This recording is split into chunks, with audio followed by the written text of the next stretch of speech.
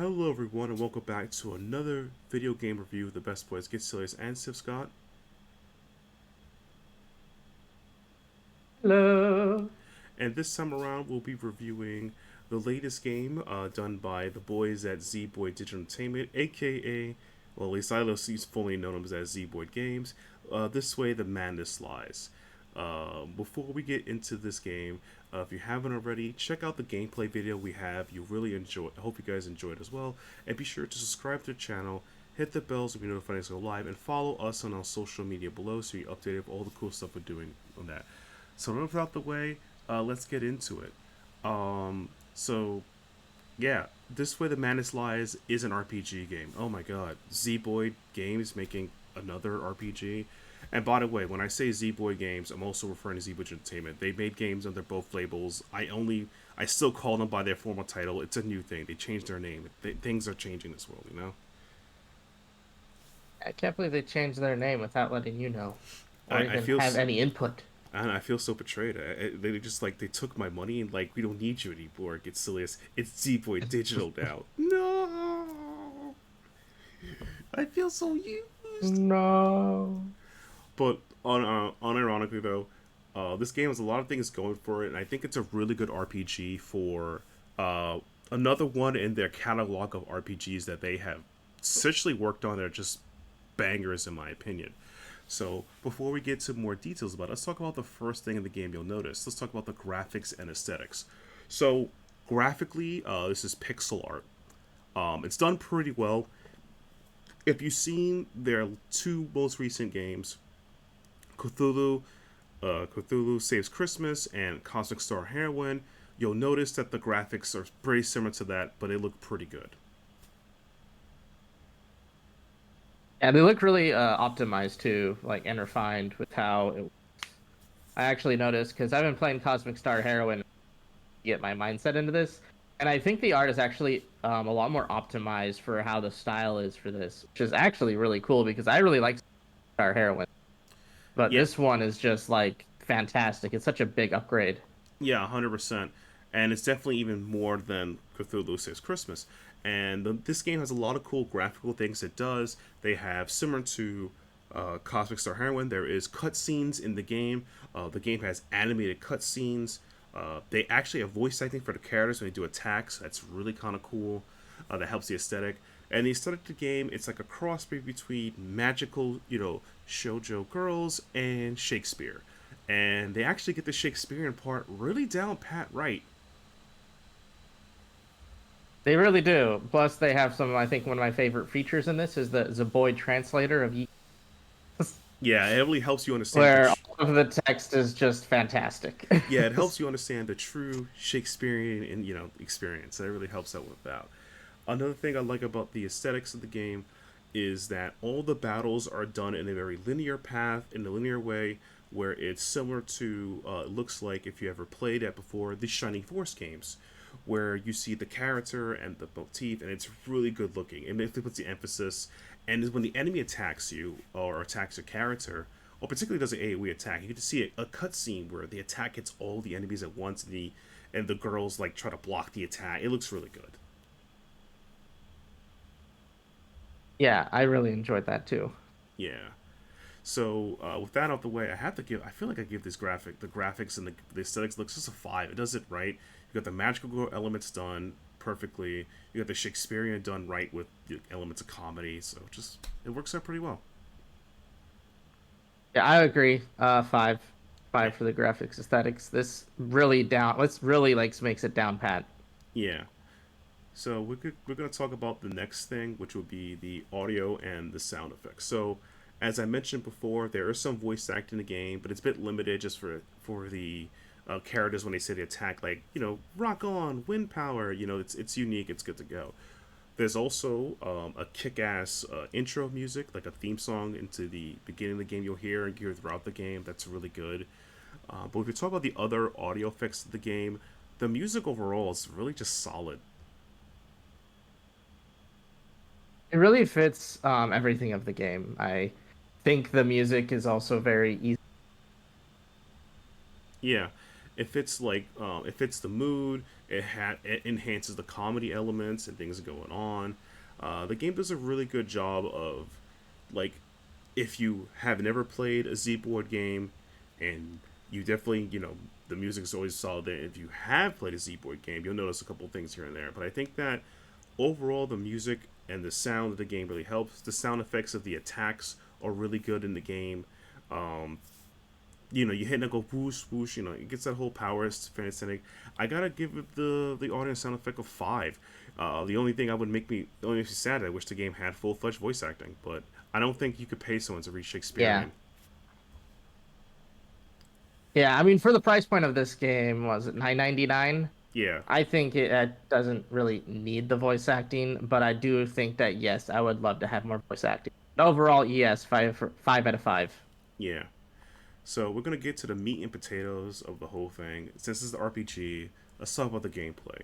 All right, so as the Z Boyd expert in the room, I can talk days about how the combat is great, as blah blah blah. It will change your life. It will get you that girlfriend. It will put hair on your chest. It will give you everything you wanted. But to be super honest with you, this gameplay seems like a step upgrade from Star Heroine and a bump up from the mechanics, a little the bump mechanics from Cthulhu Saves Christmas, where this game particularly has characters have abilities, and these abilities can be done in battle. Some abilities are usable, and some of them are once time. If you want to recharge your abilities, you have to use defend, which makes the strategy planning really interesting.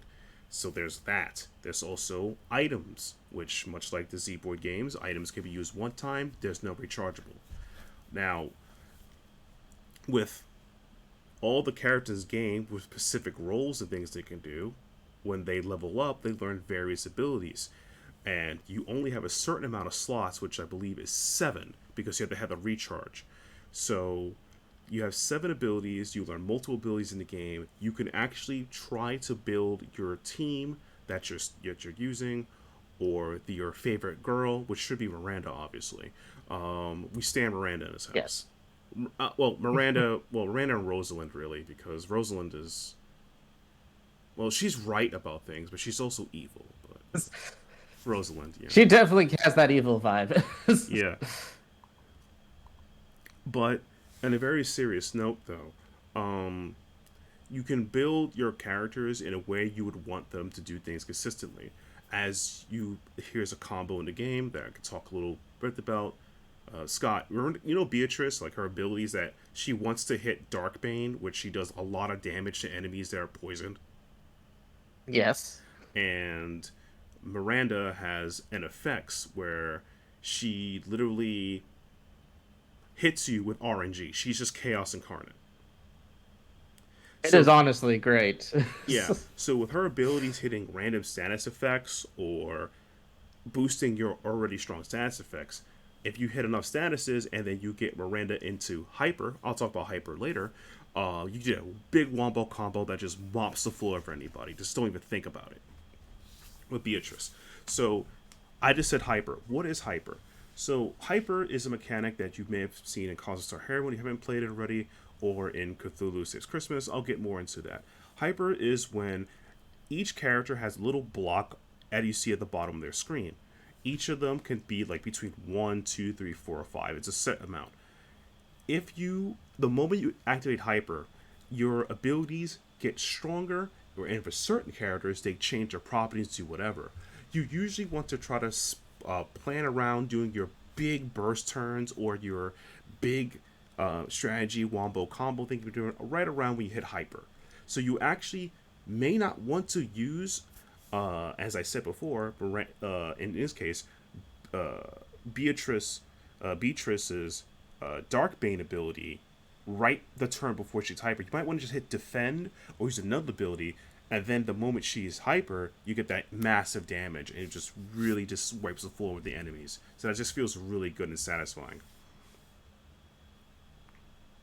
Yeah, I really appreciate how this like combat system is all about setting up your moves and really setting up just like you're playing most damage. Yeah. the right person for what you want it for. It's Exactly. not someone that you just have to keep going, attack, this person attack, this person attack, this person attack. You're all putting like your effort into making this one character's move the most damaging it can be. Right, and And you especially just like basically do this every different turn for a different person kind of a deal. exactly. And for each person, you could build around it and do many different things with many different combos. Like, for example, there's a little the early game. Paulina gets a skill called Bear Attack. Now, Bear Attack is a skill that is not reusable, but when she's hyper, it's reusable. So you're more incentivized to use it when hyper because Bear Attack gets more powerful the more times it's used. I believe up to 3 times, as the skill says. So if you use it in hyper once, you use it again in normal, you recharge, and then she does it a third time, or if you somehow put her in hyper before that third time you use it, bomb, bomb, bomb, you just like 300, that's 200%, that's a lot of damage. That's, Yes. yeah, there's a lot of cool things in that. Another mechanic that's really cool in the game is the Unite meter. That's something brand new, doing wombo well, not really new, but do wombo combos. So 2 characters can combine their abilities together, and a random effect happens. Now it change. Now each turn you wait for that you use Unite has a 10% chance of additional damage. So at turn 1 is 10%, and turn 2 is 20. Now if you're hyper, it jumps up by an extra 20. So you go from, I believe, 10 to 30 if the math is correct. So with the Unite skill, you're able to also do additional bursts or supportive abilities with it.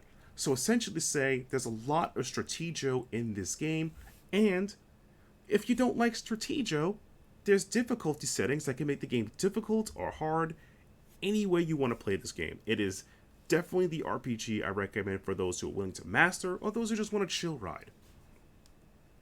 Yeah, I'd 100% agree with that. This is definitely a recommended RPG. I think it actually does a really good job of keeping yourself like engaged and incentivized for what it is. Exactly. Yeah. And another aspect of the gameplay that's really good is that there are downtimes in the game where you're not fighting, where you're playing the story and you're hanging out with your friends. You have some choices you can make. It really feels like the personal simulator they kind of got around in Cthulhu Saves Christmas.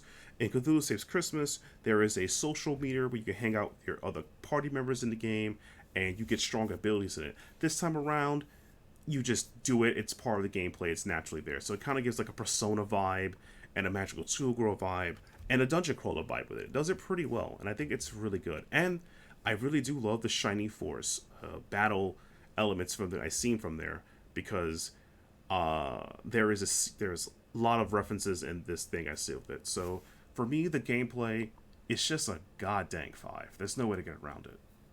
Yeah, I would agree. It's definitely I'd say the gameplay is almost like perfection in just how it's maintained. So 5. Yeah. So we gotta talk about the final score of the game. So we enjoy the graphics and aesthetic. We think the audio is really good, even with its limited voice acting. The main theme song is really good. The musical, the sound effects, the attack sounds great.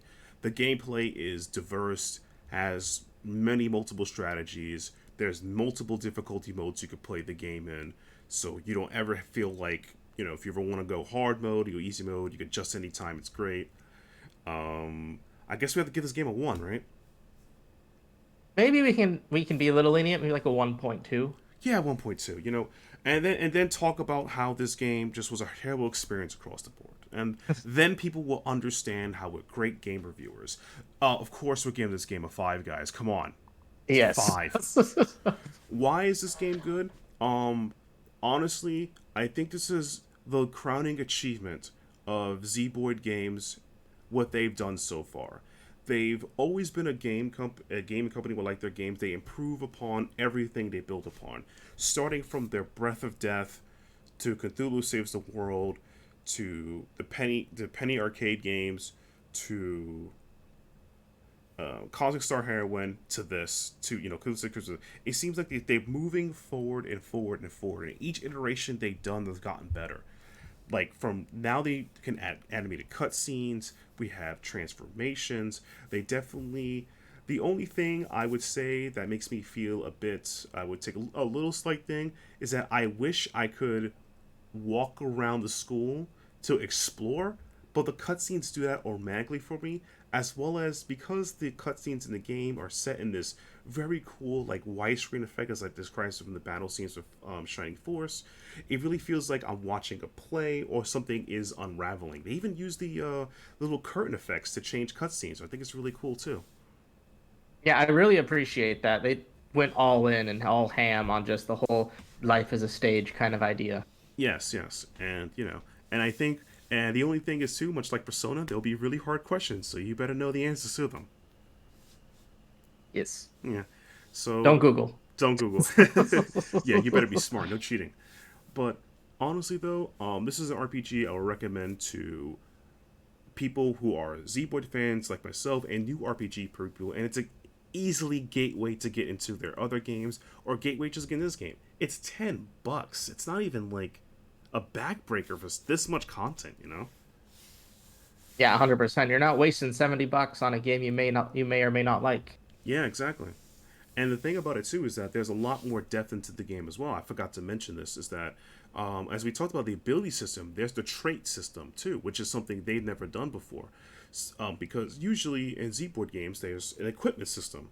There's no equipment, so you have traits. So you can use traits to change how your character plays and combine that, as I discussed before, about how depth the ability system is. So you can truly have this, like, even if it's a troll build, go for it, bro. Just go whatever you think is the best way to play and build around it. And also, one of the reasons why I like this game particularly, I like it when status effects work on bosses. I mean, you can actually plan to take down bosses. That's not just a DPS check. Yeah, or some it's like call them item check or MP checks. Do you have enough items hoarded? Yeah, did you not manage your MP well? That's just such a before we got into video. I That is one of my personal pet peeves in a lot of traditional RPGs, is because it stops becoming a game of like testing what you can do. It becomes just more of a stamina check, you know? Yep. Yeah. Well, with that out the way, though, thank you guys so much for checking out our review and our take of This Way the Madness Lies. I hope you guys enjoy it. Give the game a check out when it comes out. And if it has already came out, to let us know what you like about it. It's definitely a game I hold in high regards. It's probably one of my favorite RPGs that came out this year. Yes. It's close for Trails from Zero, but Close. Oh, okay. Well, all right. I'll move you a little further next time. The next Z board game, I'll get you over the hump of that one. okay. Okay.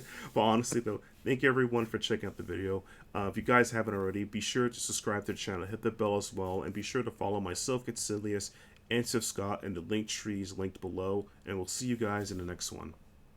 See ya.